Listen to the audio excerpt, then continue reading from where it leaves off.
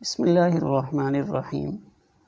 ہماری گنتی یا ہماری کاؤنٹنگ، اس کے الفاظ بھی قرآن پاک میں موجود ہیں۔ اس کی طرف انشاءاللہ دو حصوں میں اشارہ کروں گا۔ سب سے پہلے ہماری گنتی کی ابتدا ایک سے ہوتی ہے، واحد۔ تو یہ لفظ سورہ بقرہ کی آیت نمبر 61 میں موجود ہے، لن نصبر علی طعام واحد، کہ بنی اسرائیل کہہ رہے تھے کہ ہم ایک کھانے پہ اکتفا نہیں کریں گے۔ پھر دو کا تذکرہ سورۃ الانعام کی آیت نمبر 143 میں، من الظأن اثنین، اثنین کا لفظ دو کے لیے استعمال ہوتا ہے۔ اور پھر تین کا لفظ سورۃ کہف کی آیت نمبر 22 میں آیا ہے، سیقولون ثلاثۃ رابعہم کلبہم، اصحاب کہف کا واقعہ، تین تھے چوتھا ان کا کتا تھا۔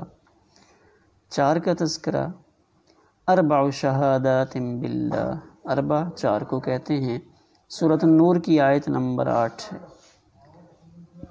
پانچ کا تذکرہ بھی دوبارہ ہم سورۃ کہف کی آیت نمبر 22 میں آئیں گے، خمسۃ سادسہم کلبہم، وہ پانچ تھے چھٹا ان کا کتا تھا۔ چھ کا لفظ ستہ، چھ کو کہا جاتا ہے، سورۃ اعراف کی آیت نمبر 54 میں 54 میں، ستۃ ایام، جہاں تخلیق کائنات کا تذکرہ، ان ربکم اللہ الذی خلق السماوات والارض فی ستۃ ایام، کہ اللہ تعالیٰ نے، تمہارے پروردگار نے 6 دنوں میں اس زمین و آسمان کو بنایا۔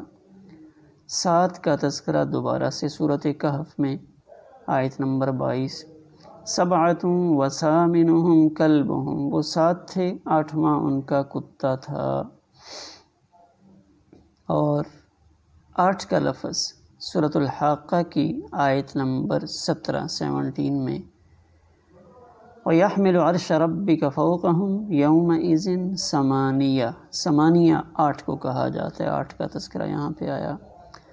9 کا تذکرہ سورۃ النمل کی آیت نمبر 48 میں، وَكَانَ فِي الْمَدِينَةِ تِسْعَةُ رَهْطٍ يُفْسِدُونَ فِي الْأَرْضِ، تسعۃ رہط، تسعہ 9 کو کہا جاتا ہے، تو 9 کا لفظ سورۃ نمل کی آیت نمبر 48 میں استعمال ہوا۔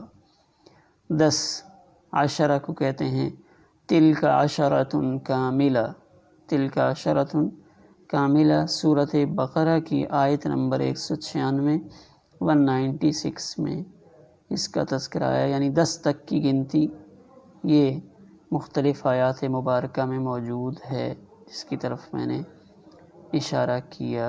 بقیہ کا تذکرہ جو گنتی کے اور الفاظ قرآن پاک میں مذکور ہیں، اس کا انشاءاللہ تذکرہ دوسری ویڈیو میں کریں گے۔ والسلام علیکم ورحمۃ اللہ۔